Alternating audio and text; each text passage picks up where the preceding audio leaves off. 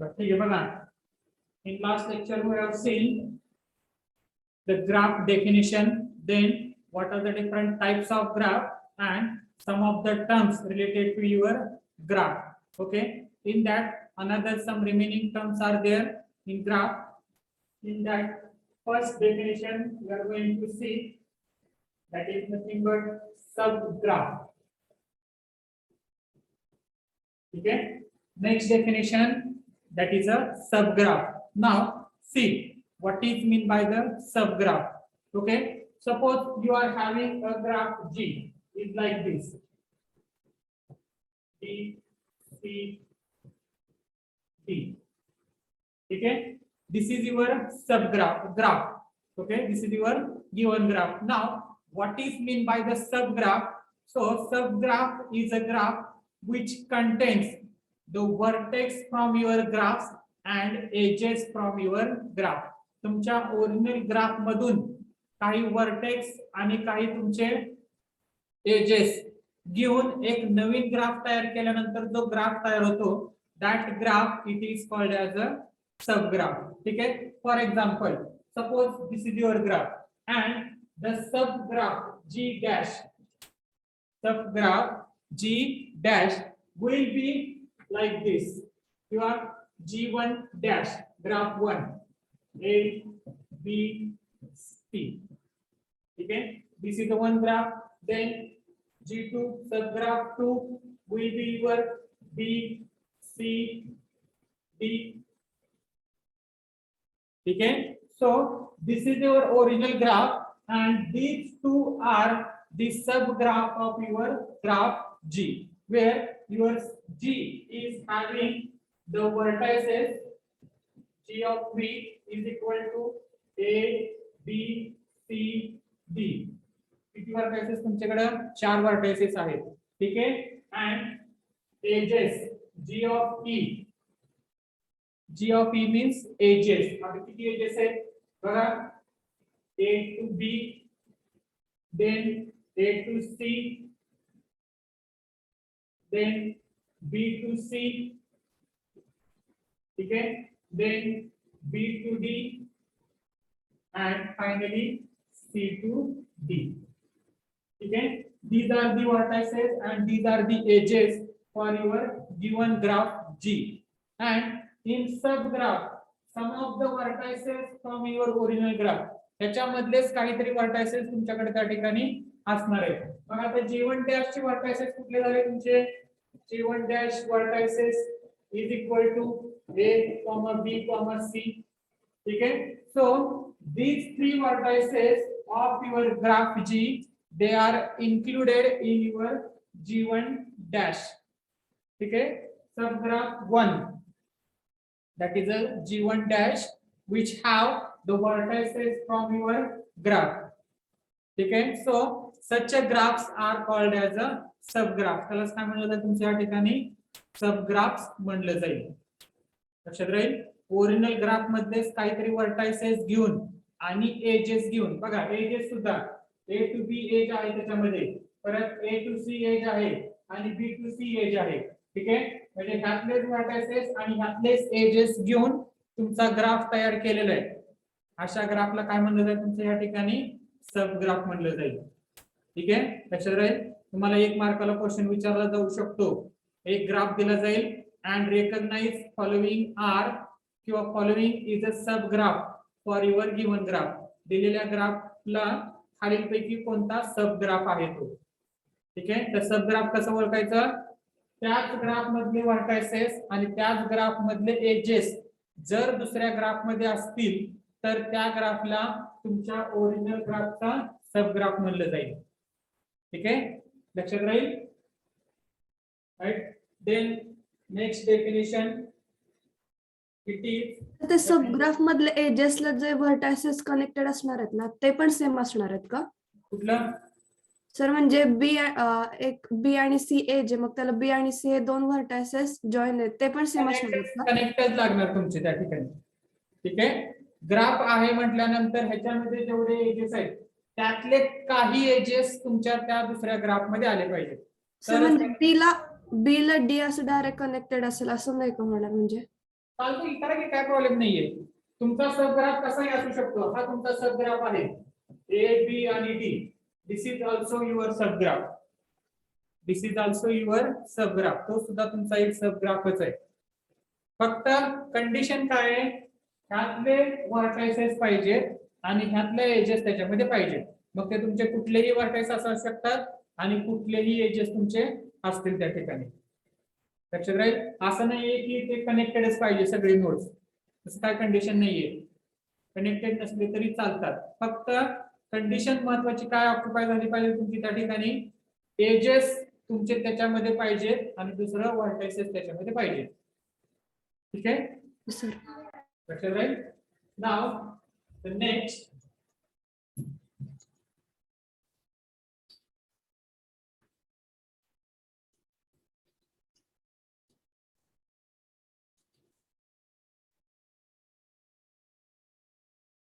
next definition, that is relation. Relation means what? So relation R, okay, your relation is given on the set of your vertices. Relation is given on the set of your vertices. Means relation is nothing but your set of edges. Set of edges that is given from your vertices. Vertices consider करून तुम्हाला edges चा set तयार केला जातो. ठीक आहे. That set it is called as a relation. Relation म्हणजे काय? कुठल्या दोन नोड मध्ये तुमचं त्या ठिकाणी कनेक्शन आहे. Or one element is connected with another node. One node is connected with another node. Means what? There is a relation between that two nodes. त्या दोन नोड मध्ये तुमच्याकडे त्या ठिकाणी रिलेशन आहे. लक्षात राहील. ठीक आहे. मग रिलेशन कशी दिली जाते बघा. फॉर एक्झाम्पल आता एक तुमचा नोड, एक ग्राफ आहे तुमचा. ठीक आहे. सपोज लाईक दिस. हा तुमचा ग्राफ आहे. ठीक आहे. ह्यातले व्हर्टायसेस कुठले झाले तुमचा सेट. सेट काय झाला तुमच्या ठिकाणी 1 2 3 4. दिस is your set. Set of your vertices. Vertices चा काय झाला set. And on this set, ह्या सेट वरती तुम्हाला जर रिलेशन द्यायचे असेल, so you have to give the relation between two nodes. तुम्हाला कुठल्या दोन नोड मध्ये रिलेशन आहे आणि दोन नोड मधली रिलेशन ती देताना तुम्हाला एज कन्सिडर करायचे. तुम्हाला काय कन्सिडर करायचे? एज कन्सिडर करायचे. ठीक आहे. For example there is a edge from 1 to 2. So there is a relation between 1 and 2. So your arc contains the number of edges. Arc मध्ये तुमचे काय असणार या ठिकाणी सगळे एजेस राहतील. एजेस काय इंडिकेट करते? There is a relation. त्या ठिकाणी काय त्या दोघांमध्ये रिलेशन आहे. ठीक आहे. आणि ती जी रिलेशन आहे ते आपण कशावरती देतोय? Set of vertices. त्या ग्राफ मधले जेवढे काही व्हर्टायसेस आहेत त्या व्हर्टायसेस मध्ये आपण रिलेशन डिफाइन करतोय. ठीक आहे. So relation is there between 1 and 2. Then relation is there between 1 2 and 3. Relation is between from 3 and 4. Relation is between 4 and 1. ठीक आहे. So this is called as a relation. याला काय म्हणतात त्या ठिकाणी? Relation. Relation it is nothing but ordered edge from one node to another node. Ordered edge from one node to another node. ठीक आहे. Means one node it is connected to another node. पहिला node हा दुसऱ्या नोडला connected आहे. दुसरा node हा तिसऱ्या नोडला कनेक्टेड आहे. तिसरा हा चौथ्या नोडला कनेक्टेड आहे. So your edge is considered as 1 to 2, 2 to 3, 3 to 4 and 4 to 1. लक्षात राहील. This is called as a relation. Relation is nothing but it is given the number of edges or set of edges which is applied on your set of vertices. कशावरती apply करतो आपण? व्हर्टायसेसच्या set वरती apply करतोय. लक्षात राहील. ठीक आहे. Then next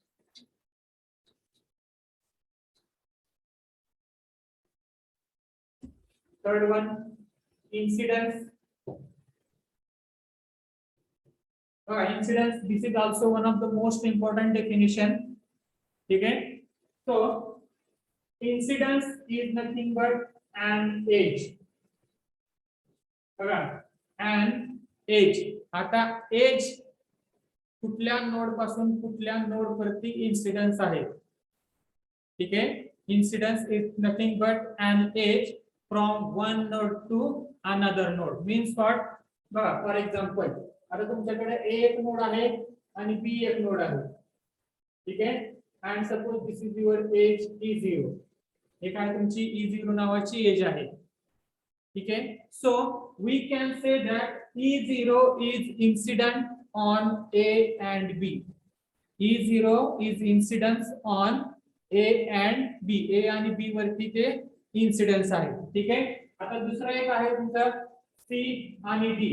ह्याच्यामध्ये जर तुमचं समजा E1 असेल, एज 1 आहे. ठीक आहे, तर आपण म्हणू शकतो E1 is incident on C and D, but it is not incident on A and B. E1 ही एज फक्त कशावरती इन्सिडेंट आहे, तुमच्या C आणि D वरती इन्सिडेंट आहे. ठीक आहे, it is not incident on A and B. ती A आणि B वरती इन्सिडेंट नाहीये. लक्षात राहील. ठीक आहे, इन्सिडेंस कधी म्हणायचं, if an edge is there in between that two nodes.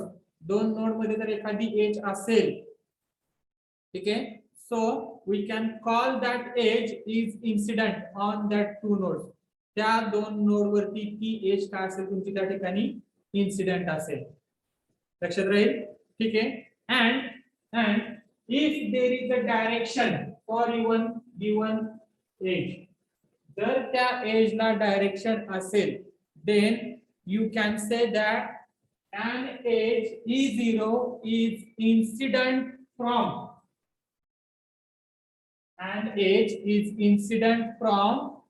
A and incident on B. ठीक आहे, कशापासून कशावरती इन्सिडेंट आहे ते सगळ्यात महत्त्वाचे. कशापासून कशावरती इन्सिडेंट आहे, कुठून इन्सिडेंट आहे, A पासून B कडे इन्सिडेंट आहे. Means what, an edge starts from A and ends on B. सुरुवात A पासून होते, शेवट त्याचा B वरती होतो. So you can say that it is incident from A and incident on B.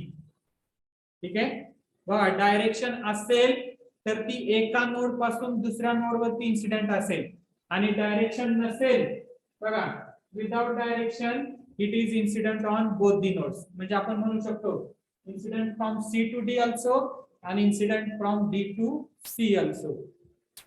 लक्षात राहील. ठीक आहे, डेफिनेशन समजली का कशाला इन्सिडेंट म्हणायचं ते.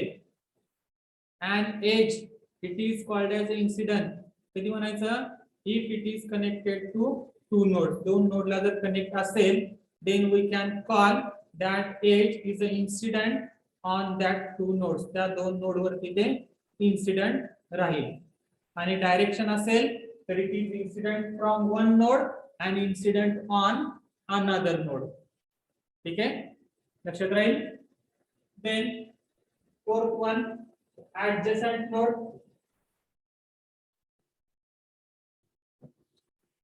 बघा, adjacent node means what,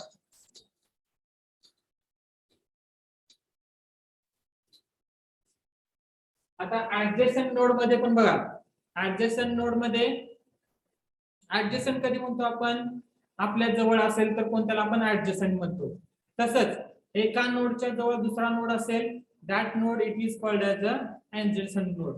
Means what, if you reach from one node to another node, एका नोड पासून जर तुम्ही दुसऱ्या नोड पर्यंत डायरेक्ट जात असाल, then it is called as a adjacent node. त्याला काय म्हणलं तर या ठिकाणी adjacent node. ठीक आहे, बघा, फॉर एक्झाम्पल आता हे B C D E.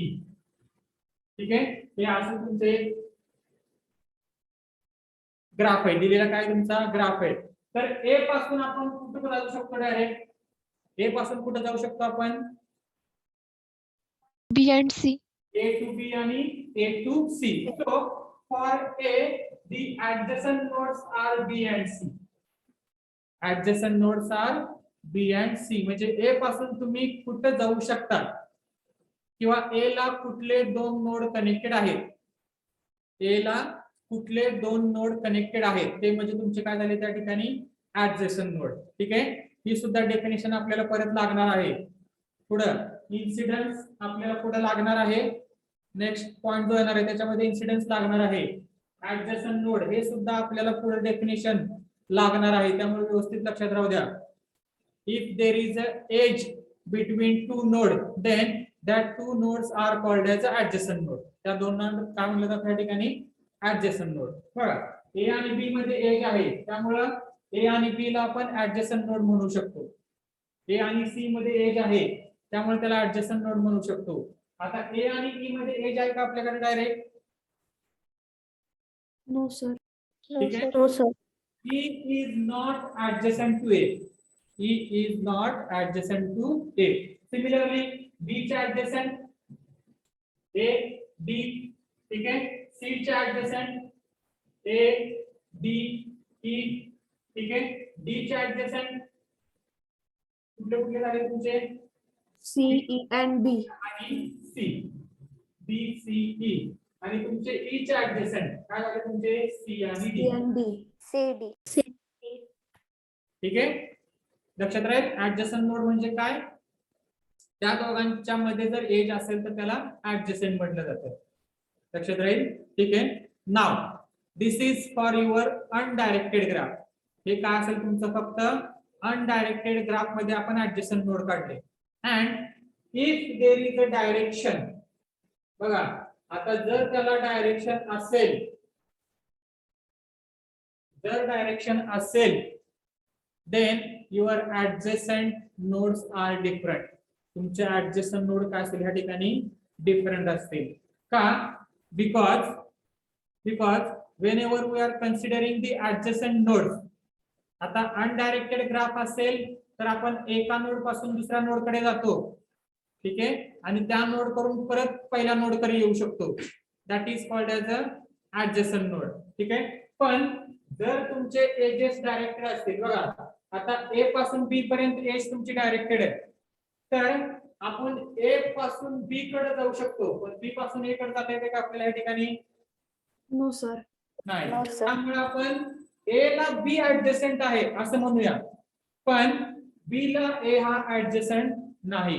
Because we cannot go from B to A. B पासून ए ला आपल्याला जाता येत नाही. लक्षात राहील. मग आता ए च्या ऍडजसंट ए पासून आपण कुठल्या कुठल्या नोडला जाऊ शकतो? ए पासून बी ला जाता येतं, ए पासून सी ला जाता येतं. म्हणजे ए च्या ऍडजसंट काय झाले तुमचे? बी, B and C. आता बी च्या ऍडजसंट बी पासून कुठे जाऊ शकतो आपण? B पासून कुठेच नाही सर. कुठेच जाता कुठेच येत नाही. नाही. ह्याला कुठलाही ऍडजसंट नाहीये, त्याला कुठलाही ऍडजसंट नाही. ठीक आहे, सी पासून E. E ला आणि D ला जाता येतं, बरोबर. म्हणजे D आणि A ते काय झाले तुमचे ऍडजसंट. पुढं D पासून कुठे जाता येतं? B. B is adjacent and E पासून आपण D ला जाऊ शकतो, बरोबर. मग डायरेक्टेड ग्राफ असेल तर तुमची ऍडजसंट लिस्ट वेगळी असेल, आणि अनडायरेक्टेड ग्राफ असेल तर तुमच्या ऍडजसंट लिस्ट काय राहणार या ठिकाणी? वेगळी राहणार. लक्षात राहील. ह्या दोन्ही गोष्टी आपल्याला पुढे लागणार आहेत. नेक्स्ट पॉइंट जो आपण बघणार आहे त्याच्यामध्ये ह्या गोष्टी आपल्याला लागणार आहेत. ऍडजसंट नोड कशाला म्हणायचं? डायरेक्टेड ग्राफ मध्ये आणि अनडायरेक्टेड ग्राफ मध्ये. लक्षात राहील. ठीक आहे. देन नेक्स्ट डेफिनेशन,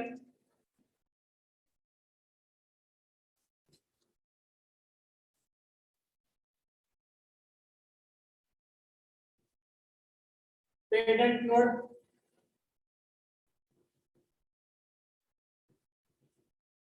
ठीक आहे, बघा pendant node. So pendant node is a node which is having a degree 1. ज्या नोडची डिग्री 1 आहे अशा नोडला पेडंट नोड म्हटलं जातं. अशा नोडला काय म्हणलं जाईल तुमचं? पेडंट नोड. फॉर एक्झाम्पल बघा ए, बी, सी. ठीक आहे, आणि तुमचं डी. आता ह्याच्यामध्ये ए ची डिग्री किती आहे तुमची 2, बी ची डिग्री किती आहे तुमची 2. डिग्री कशी काढतो? नंबर ऑफ एजेस त्याला किती कनेक्टेड आहेत, how many edges are connected to it, that is nothing but it's a degree. A ला किती कनेक्टेड आहे, ही एक एज कनेक्टेड आहे, ही एक एज कनेक्टेड आहे, डिग्री किती झाली त्याची 2. बी ला किती कनेक्टेड आहे, ही एक एज कनेक्टेड आहे, ही एक एज कनेक्टेड आहे, डिग्री किती झाली त्याची 2. तसंच सी ची डिग्री किती झाली या ठिकाणी 1. मग ज्या नोडची डिग्री 1 आहे, ज्या नोडची डिग्री तुमची 1 आहे, असे नोड काय झाले तुमच्या या ठिकाणी पेडंट नोड. लक्षात राहील, डेफिनेशन लक्षात ठेवायची. ज्या नोडची डिग्री 1 आहे, such a node are called as a pedant node. Okay.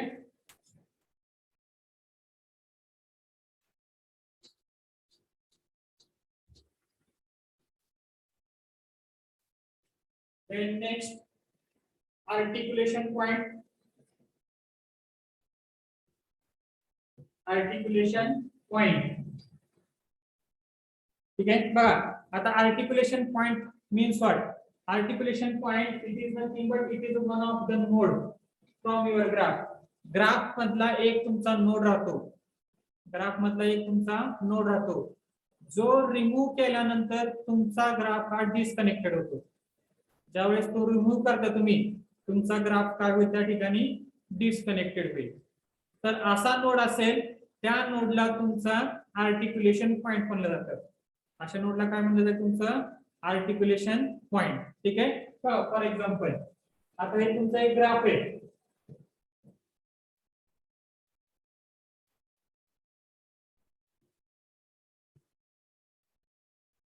ठीक आहे. Suppose this is your graph. हा काय तुमचा या ठिकाणी ग्राफ आहे, राईट. ज्या वेळेस आपण सी रिमूव्ह करतो, सी रिमूव्ह केला आपण ग्राफ मधून, जर सी काढून टाकला तर तुमच्या ग्राफ मध्ये हा तुमचा ग्राफ असा दिसतो. ठीक आहे. Your graph become disconnected. तुमचा ग्राफ काय होतो या ठिकाणी डिस्कनेक्टेड होतो. मग तो जो नोड आहे, जो काढल्यानंतर तुमचा ग्राफ डिस्कनेक्टेड होतो, जो काढल्यानंतर तुमचा ग्राफ काय होतो या ठिकाणी डिस्कनेक्टेड होतो, त्या नोडला काय म्हणलं जाईल या ठिकाणी आर्टिक्युलेशन पॉइंट. लक्षात राहील डेफिनेशन. ठीक आहे. It is a node from a graph when that node is removed from graph. जर तो नोड तुमच्या ग्राफ मधून रिमूव्ह केला जातो, तुमचा ग्राफ हा डिस्कनेक्टेड ग्राफ होतो. तुमचा ग्राफ काय होतो त्या ठिकाणी डिस्कनेक्टेड होतो. such a nodes are called as a articulation point. त्यालाच काय म्हणलं जाईल या ठिकाणी आर्टिक्युलेशन पॉइंट. ठीक आहे, right. Then next, isolated node. Sir त्या एजला म्हणायचं ना? काय ते सर त्या एजला म्हणायचं का नोडला म्हणायचं? नोडला पर्टिक्युलर नोडला म्हणायचं. नोड रिमूव्ह केल्यानंतर तुमचा ग्राफ डिस्कनेक्ट होतो, त्यामुळे त्या नोडला आर्टिक्युलेशन पॉइंट म्हटलं जातं. ठीक आहे, राईट. देन नेक्स्ट आहे आयसोलेटेड नोड. एक डायग्राम काढतो, त्याच्यामध्ये तुम्हाला आयसोलेटेड नोड दाखवतो कुठं असतो तो.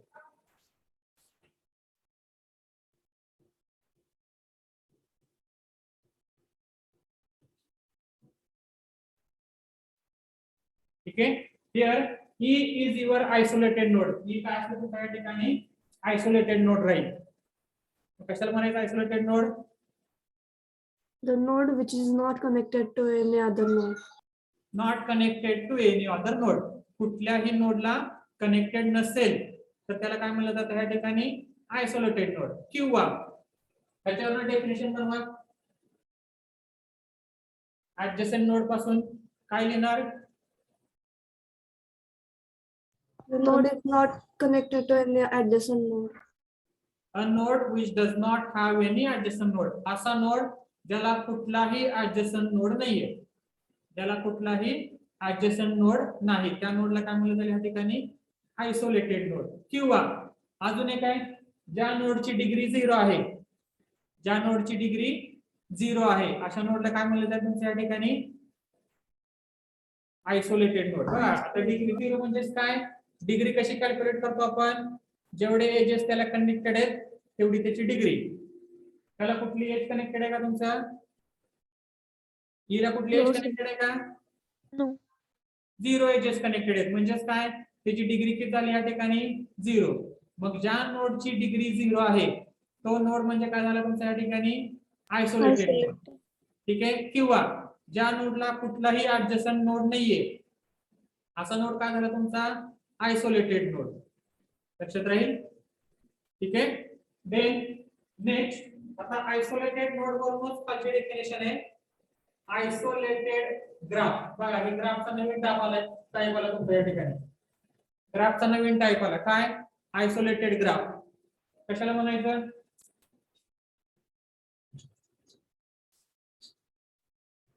बघा A, B, C, D. This is called as isolated graph. This is called as a isolated graph. हा तुमचा ग्राफ आहे.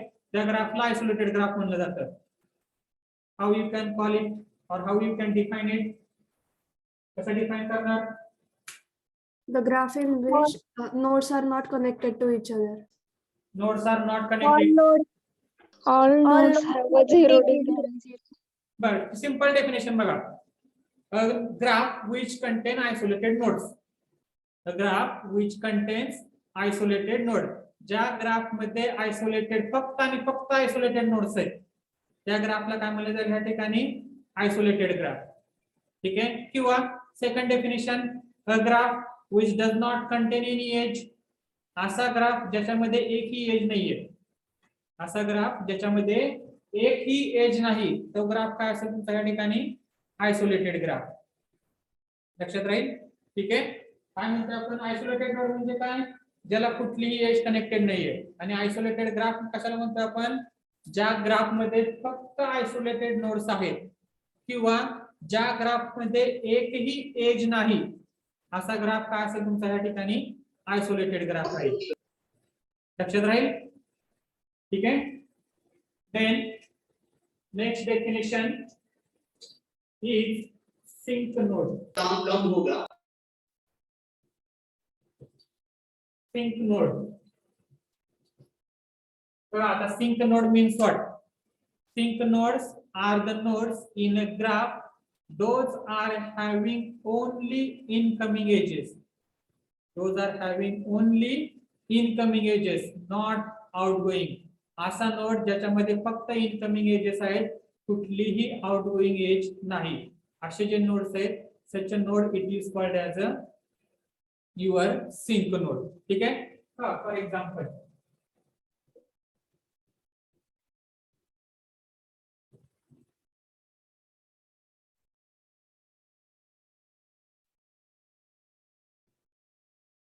ठीक आहे. इथून दाखवूया आपण इकडं. फक्त इनकमिंग एजेस असलेले कुठले कुठले नोड्स आहेत तुमचं?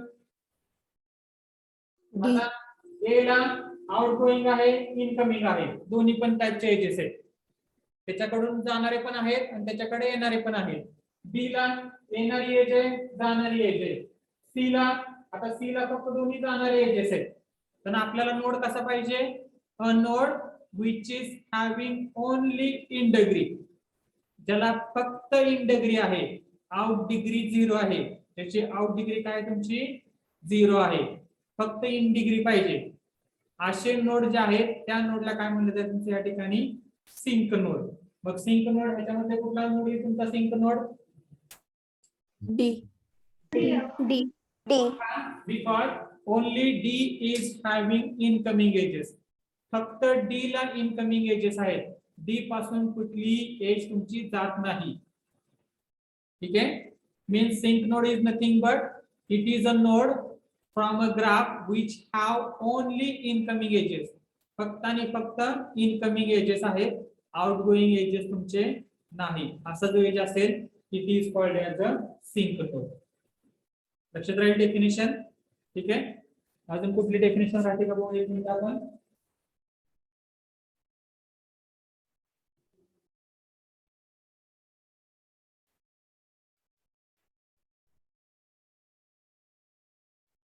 नेक्स्ट अजून एक डेफिनेशन आहे ट्रायव्हल ग्राफ. ठीक आहे, ट्रायव्हल ग्राफ सिंपल आहे. बघा आयसोलेटेड ग्राफ मध्ये काय बघितलं आपण, फक्त आयसोलेटेड नोड्स असतील. बघा आयसोलेटेड नोड्स असतील तर त्याला आपण आयसोलेटेड ग्राफ म्हणतो. ठीक आहे, पण ट्रॅव्हल ग्राफ मध्ये हा तुमचा आयसोलेटेड ग्राफचाच एक प्रकार आहे. फक्त त्या ग्राफ मध्ये तुमच्याकडे एकच नोड असतो. ज्या ग्राफ मध्ये फक्त एकच नोड आहे आणि एजेस नाहीत, असा जर ग्राफ असेल then such a graph it is called as a travel graph. त्या ग्राफला काय म्हणलं जाईल तुमच्या या ठिकाणी, ट्रॅव्हल ग्राफ म्हणलं जाईल. लक्षात राहील.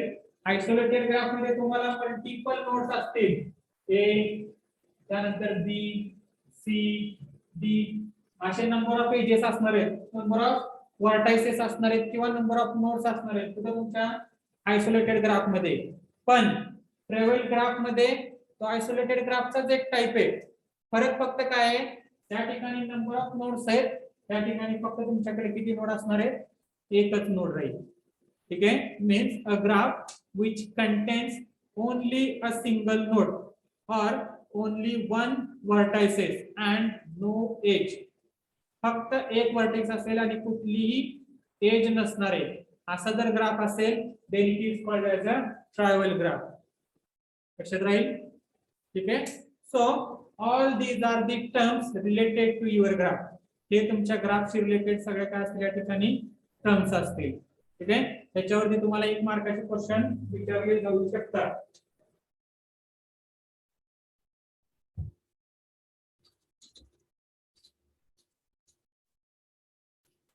Now the next part,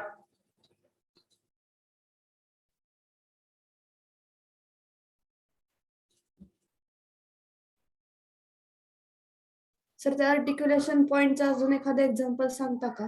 कुठलं आर्टिक्युलेशन पॉइंट. Okay okay.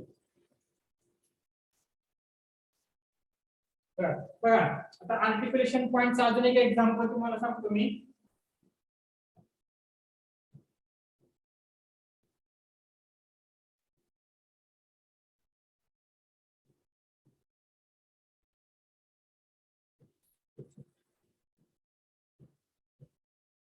ठीक आहे, आता हा तुमचा ग्राफ आहे, हा काय तुमच्या या ठिकाणी ग्राफ आहे.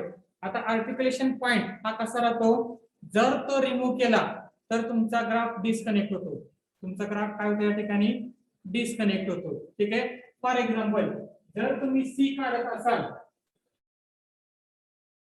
तुमचा ग्राफ काय झाला या ठिकाणी, डिस्कनेक्टेड झाला. हा सेपरेट पार्ट झाला, हा सेपरेट पार्ट झाला. ठीक आहे, पण तुमचा सी आहे कसा आहे इथं, आणि तुम्ही जर बी रिमूव्ह करत असाल, तुमच्या ग्राफ वरती जास्त फरक पडत नाही. तुमच्या ग्राफचे 2 तुकडे होते का या ठिकाणी? No sir. ठीक आहे, म्हणजे कुठला पॉइंट काढल्यानंतर तुमचा ग्राफ डिस्कनेक्ट होतो, सी काढल्यानंतर हा तुमचा ग्राफ काय होईल, डिस्कनेक्टेड होईल. सेम डी काढल्यानंतर सुद्धा तुमचा ग्राफ काय होतो या ठिकाणी, डिस्कनेक्टेड होतो. हा इकडे पार्ट जातो, हा इकडे पार्ट होतो. ठीक आहे, ई काढल्यानंतर सुद्धा तुमचा ग्राफ काय होईल या ठिकाणी, दोन याच्यामध्ये डिवाइड होईल किंवा डिस्कनेक्ट होईल. ठीक आहे, त्यामुळे सी डी आणि ई हे तिन्ही काय झाले तुमचे या ठिकाणी आर्टिक्युलेशन पॉइंट. तिन्ही काय झाले तुमचे आर्टिक्युलेशन पॉइंट. लक्षात राहील. Yes sir. ठीक आहे, तुम्हाला ह्याच्यावरती पण क्वेश्चन विचारू शकतात. एक ग्राफ दिला जाईल, त्या ग्राफ मधला आर्टिक्युलेशन पॉइंट कुठला आहे ते तुम्हाला ओळखायला त्या ठिकाणी क्वेश्चन विचारला जाऊ शकतो. Right. Now the next part, representation of graph.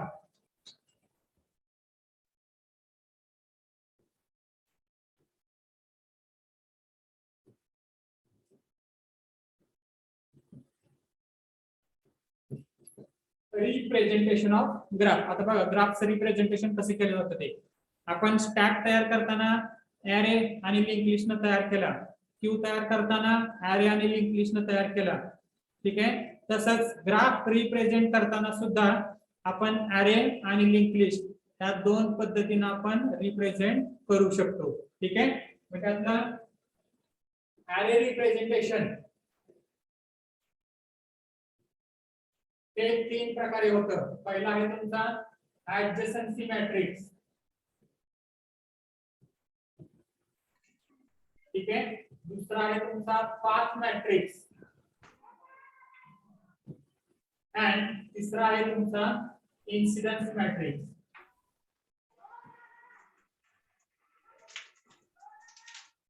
तीन प्रकारे तुम्ही ग्राफ रिप्रेझेंट करू शकता. अरे वापरून करायचा असेल, your graph is represented by using array in the form of matrix. ते मॅट्रिक्सच्या स्वरूपात तुम्हाला रिप्रेझेंट केला जातो.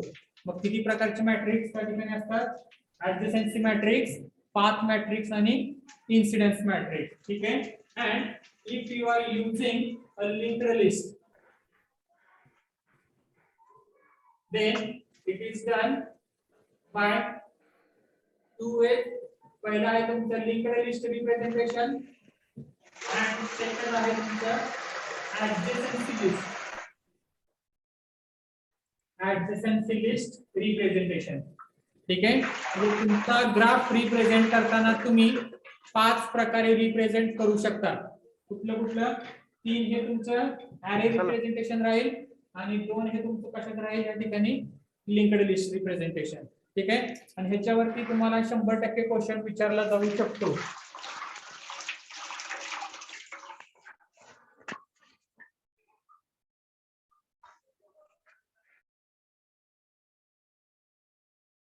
त्याच्यावरती तुम्हाला 100% क्वेश्चन विचारला जाऊ शकतो.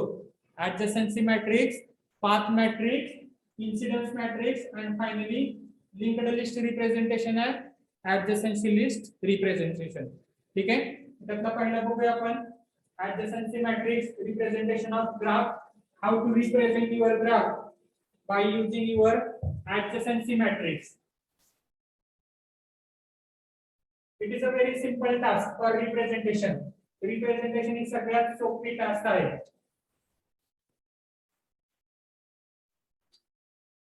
बघा, फर्स्ट रिप्रेझेंटेशन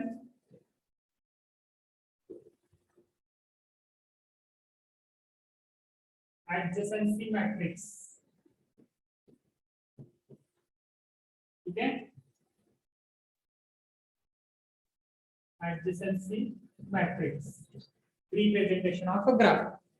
हाँ, फॉर एग्जांपल आपण एक ग्राफ घेऊया.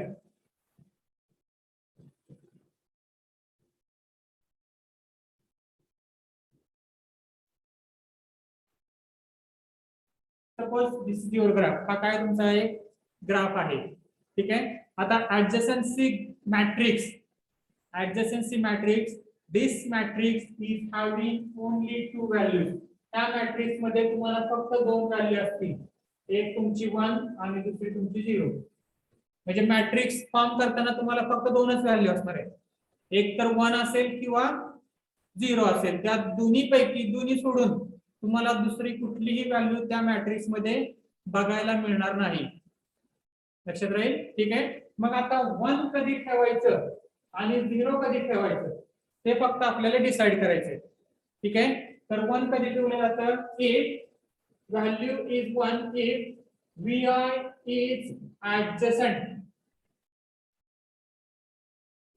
to vj. म्हणजेच काय? Vertex i is adjacent to vertex j. जर एखादा नोड दुसऱ्या नोडचा ऍडजसंट नोड असेल तर त्या ठिकाणी व्हॅल्यू काय ठेवायची? 1 ठेवायची. अदरवाइज 0 ठेवा. अदरवाइज 0. ठीक आहे. मग आता आपल्या ह्याच्यामध्ये किती नोड्स आहेत रे? How many nodes are there? Total 5 nodes are there. ठीक आहे. मग आता बघा, मी 5 नोड्स त्या ठिकाणी लिहितो. A B C D E. ठीक आहे. त्यानंतर A B C D E. आता आपल्याला काय करायचंय? कुठला नोड कुठल्या नोडशी ऍडजसंट आहे. जर एखादा नोड दुसऱ्या नोडचे ऍडजसंट असेल तर व्हॅल्यू किती ठेवायची आपल्याला त्या ठिकाणी? 1. काय ठेवायचे आपल्याला? 0. ए हा नोड ए नोडशी ऍडजसंट आहे का? No sir. No sir. A चे ऍडजसंट आहे का तुमचा? नाहीये. व्हॅल्यू तुमच्या ठिकाणी 0. 0. नोड बी से ऍडजसेंट आहे का? Yes, sir. ए हा सी से ऍडजसेंट आहे का तुमचा? Yes, sir. ठीक आहे. ए हा नोड डी से ऍडजसेंट आहे का तुमचा इथं? No, sir. ई शी पण 0 आहे. सेम या पद्धतीनं पहिला नोड किंवा एक नोड दुसऱ्या नोडशी ऍडजसेंट आहे का चेक करत तुम्हाला 0 1 0 1 0 व्हॅल्यू फक्त त्या ठिकाणी ठेवायचे. ठीक आहे. हा बी बी हा ए शी ऍडजसेंट आहे. बी स्वतःशी ऍडजसेंट 0, सी ची ऍडजसेंट 0, डी ची ऍडजसेंट 1, ई ची ऍडजसेंट 0. म्हणजे बी हा फक्त ए आणि डी ची ऍडजसेंट आहे. त्यामुळे बी टू ए ही 1 व्हॅल्यू राहील आणि बी टू डी किती राहणार तुमची 1. बाकी सगळ्या व्हॅल्यू काय झाल्या तुमच्या त्या ठिकाणी 0 झाल्या. बाकी सगळ्या व्हॅल्यू काय झाल्या तुमच्या 0. पुढे सी. आता सी कशा कशाचे ऍडजसेंट आहे बघा. ए बी आणि ई. सी हा कशाचे ऍडजसेंट तुमचा फक्त ए चे ऍडजसेंट आहे बी आणि ई. म्हणजेच काय ए ची व्हॅल्यू 1, डी ची व्हॅल्यू 1, ई ची व्हॅल्यू 1. बाकी सगळ्या व्हॅल्यू काय झाल्या तुमच्या या ठिकाणी 0. तसंच डी हा बी सी आणि ई. बी सी आणि ई. तसंच ई हा बी आणि सी चे ऍडजसेंट आहे फक्त.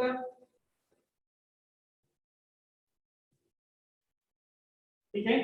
So this is called as adjacency matrix. या मॅट्रिक्सला काय म्हणलं जातं या ठिकाणी adjacency matrix. This is a matrix representation of your graph. हा तुमचा तर ग्राफ ई मला सी आणि डी येणार ना?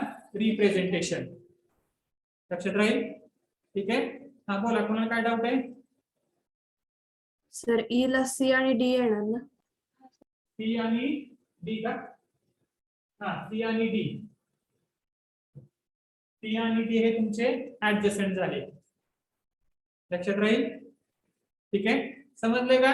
ऍडजसन्सी मॅट्रिक्स रिप्रेझेंटेशन व्हॅल्यू 1 कधी ठेवायचे आणि व्हॅल्यू 0 कधी ठेवायचे एवढं समजलं तरी तुम्हाला त्याच्यावरून मॅट्रिक्स काढता येतो. लक्षात राहील. फक्त इकडचा सिक्वेन्स आणि इकडचा सिक्वेन्स सेम ठेवा. त्यामुळे तुम्हाला त्या दोघांमधला ऍडजसन्सी काढता येईल. ठीक आहे. ए टू ए ऍडजसंट आहे का नाही चेक करायचं फक्त. असेल तर 1 द्या, नसेल तर ते ठेवा तुमच्या ठिकाणी 0 द्यायचं. ठीक आहे. नाव आता हे झालं तुमचं अनडायरेक्टेड ग्राफ. हा काय झालं तुमच्या ठिकाणी अनडायरेक्टेड ग्राफचं रिप्रेझेंटेशन. जर तुमचा ग्राफ डायरेक्टेड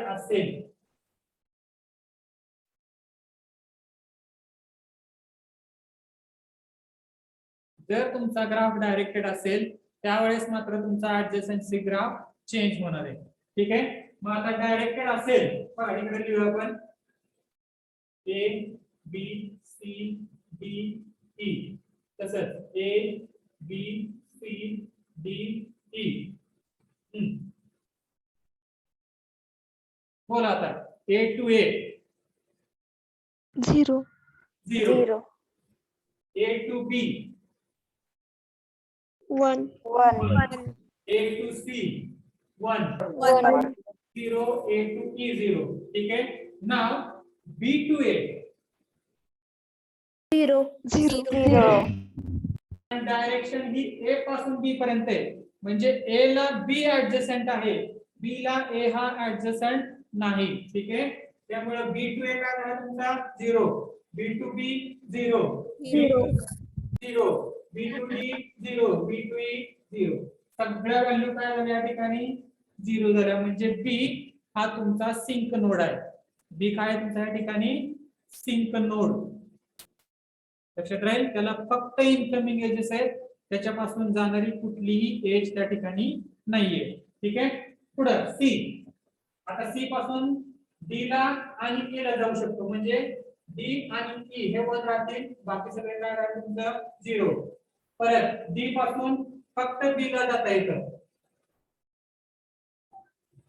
परत ई पासून फक्त डी ला जाता येतं.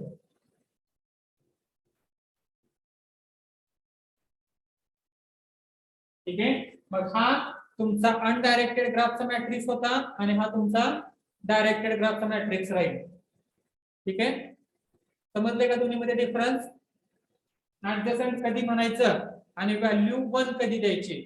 जर डायरेक्शन असेल त्यावेळेस तुमचा ग्राफ थोडा चेंज होईल, कारण डायरेक्शन आपल्याला चेक करावं लागतं. एखाद्या नोड पासून दुसऱ्या नोडला डायरेक्शन असेल तर दुसरा नोड हा पहिल्या नोडचा ऍडजसंट राहतो. ठीक आहे, पण पहिला नोड हा दुसऱ्या नोडला ऍडजसंट नाही. तिथं ए ला बी ऍडजसंट आहे पण बी ला ए हा ऍडजसंट नाहीये.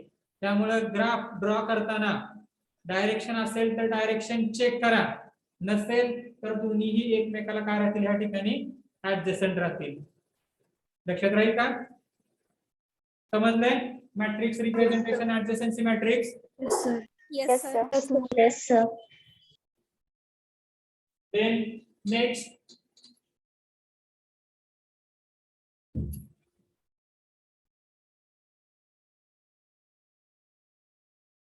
आता पुढचा एक सेम तसाच आहे. पाथ मॅट्रिक्स काय सांगाल?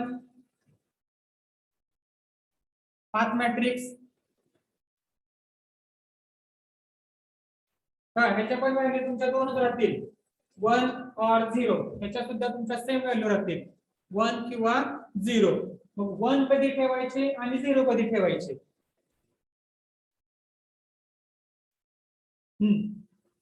सर, सपोज आपल्याकडे दोन नोड्स आहेत आणि त्याच्यामध्ये पाथ आहे, म्हणजे ए टू ई, त्याला ए सी आणि असं पाथ आहे, त्याला 1 ठेवणार.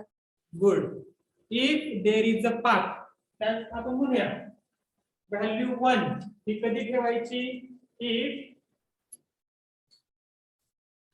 If there is a path from VI to VJ, म्हणजे एका नोड पासून दुसऱ्या नोड पर्यंत जर पाथ असेल तर त्या दोन नोडची व्हॅल्यू काय राहील तुमच्या या ठिकाणी? 1 राहील. पाथ नसेल तर काय राहणार या ठिकाणी? 0. ठीक आहे, लक्षात राहील. बघा आता हा तुमचा ग्राफ आपण कन्सिडर करूया.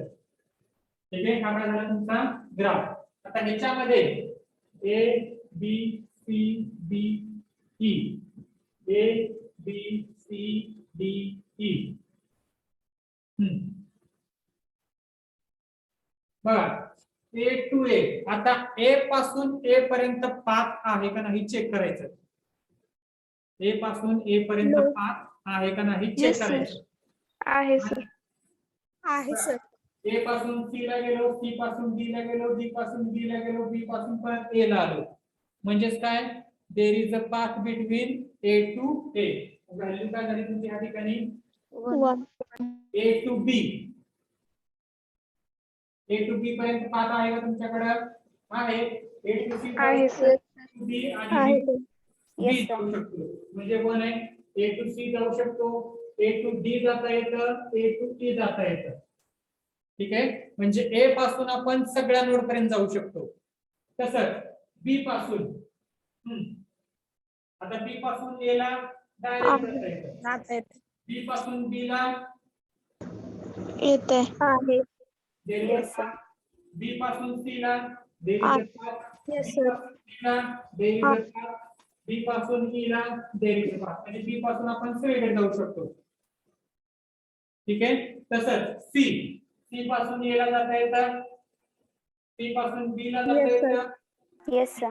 C ला जाता येतं, C पासून D ला डायरेक्ट पाथ आहे, C पासून E ला डायरेक्ट पाथ आहे. ठीक आहे, परत D. आता D पासून पण बघा, D पासून तुम्हाला A ला जाता येतं, D to B, B to A, D to B आहे, D to C जाता येतं, D to D आहे, D to E आहे. ठीक आहे, आता E पासून तुम्ही कुठे कुठे जाऊ शकता? E पासून A ला आहे का? E to D, B to B, B to A, there is a path. ठीक आहे, then B to B आहे, D to C आहे, D to D आहे, D to E आहे.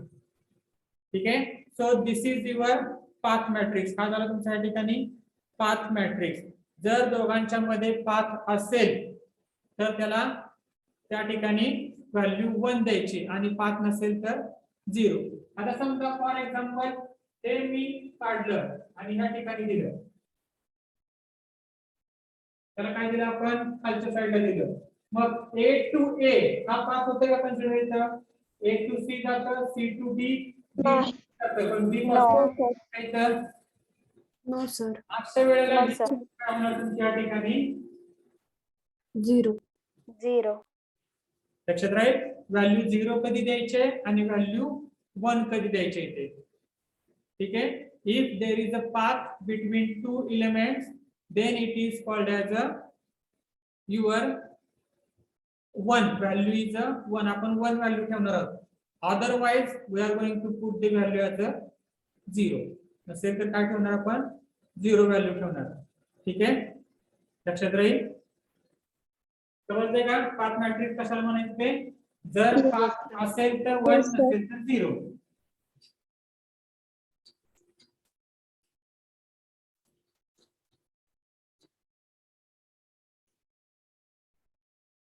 Then next, incidence matrix.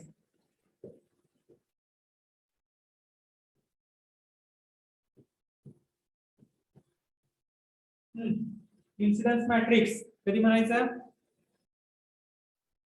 Incidence आपण definition बघितली होती मगाशी, तुम्हाला सांगितलं होतं डेफिनेशन आपल्याला परत लागणार आहे पुढच्या पॉइंटला.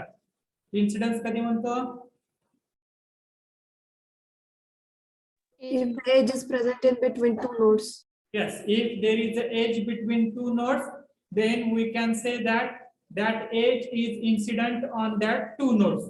त्या दोन नोड वरती तुमची ती एज काय राहणार आहे, या ठिकाणी इन्सिडेंट राहणार आहे. बरोबर, ठीक आहे. नाव whenever we are going to consider the incidence matrix, आता incidence matrix मध्ये रिलेशन कशा कशामध्ये रिलेशन आहे, Nodes. Between nodes. Path matrix मधलं किंवा तुमचं ऍडजसन्स मॅट्रिक्स मध्ये रिलेशन होतं एका नोड पासून दुसऱ्या नोड पर्यंत. बरोबर का, एका नोडला किती नोड ऍडजसंट आहेत. तसंच पाथ मॅट्रिक्स मध्ये त्या ठिकाणी रिलेशन होतं एका नोड पासून तुमचं दुसऱ्या नोड पर्यंत. म्हणजेच काय, your one node to another node, there is a relation आहे का नाही चेक करतोय. तसंच इन्सिडन्स मॅट्रिक्स मध्ये कुठले रिलेशन असणार आहे, Edge to vertex.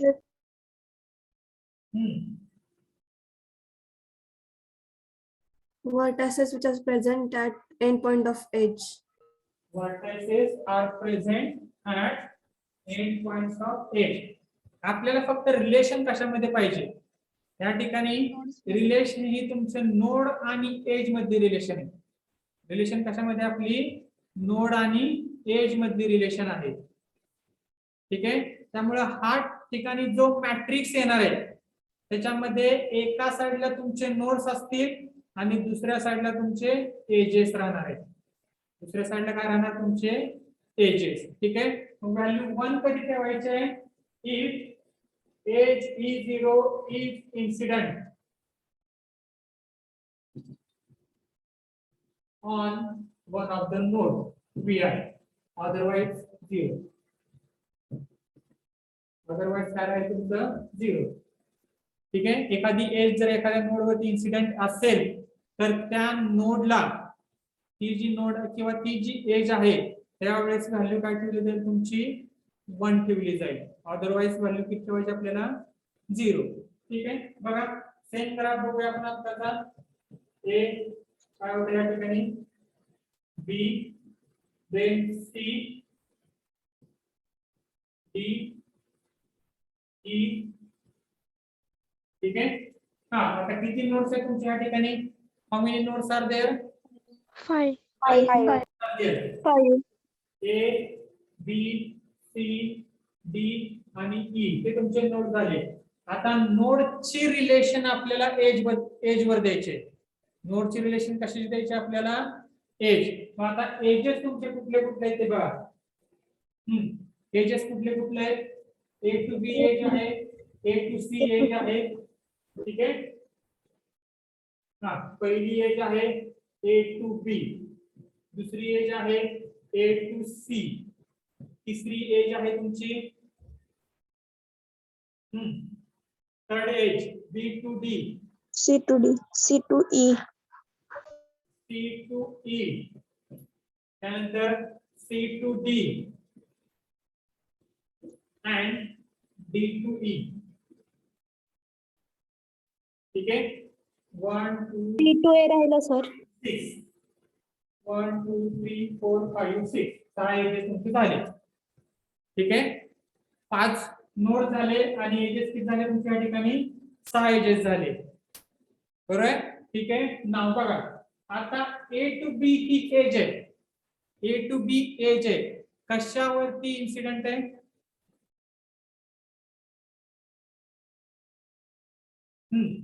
This age he G age आहे ही कशावरती A इन्सिडेंट and आहे. B.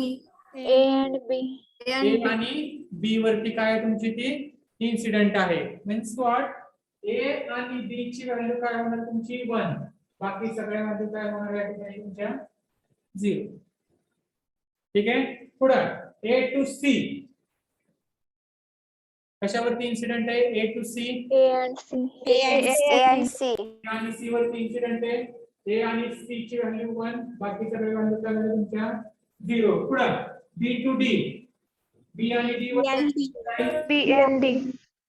0 0 0. C to E E. C and E.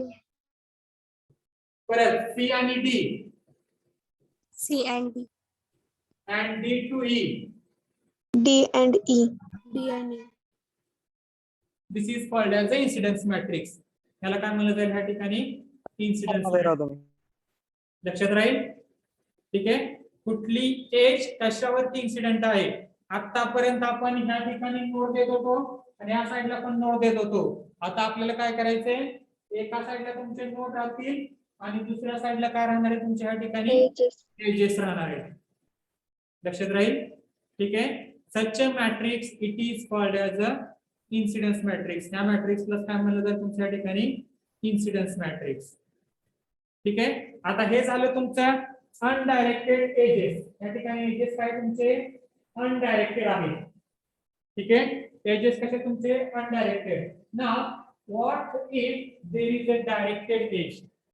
जर तुमचे एजेस डायरेक्टेड असतील तर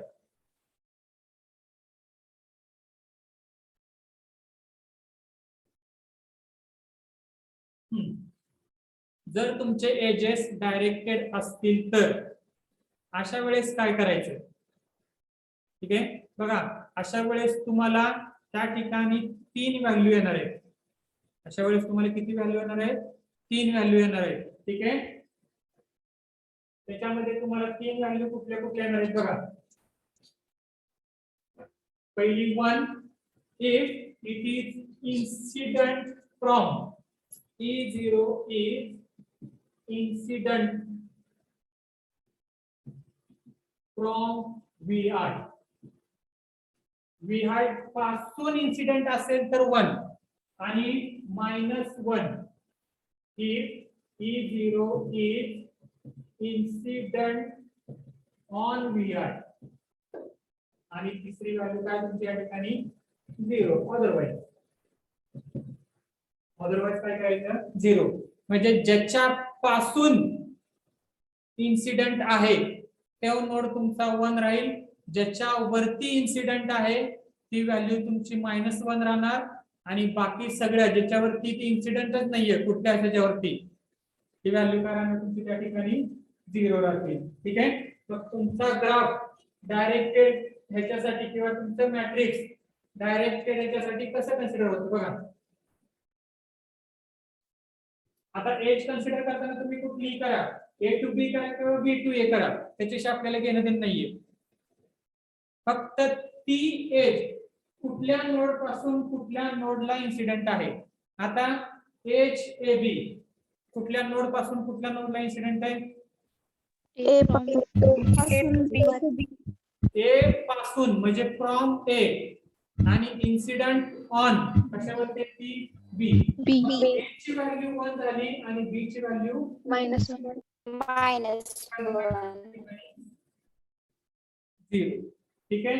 तसंच A to C, आता A to C एज आहे, A पासून C ला इन्सिडेंट आहे, म्हणजे काय, A हा 1, C हा -1, बाकी सगळ्या काय झालं तुमच्या 0. हा, B to D, B to D edge, B1 D -1 B हा 1 झाला, D हा -1, -1. 0. पुढे C to E, C1 -1 1 E -1, बाकी सगळ्या काय झाले तुमच्या 0. C to D, बघा आता C to D एज आहे, D1 C D1 C -1 D1 C -1, बाकी 0. पुढे DE, DE age, E1 D -1 E1 बाकी सगळे काय राहणार 0. 0. ठीक आहे, लक्षात राहील.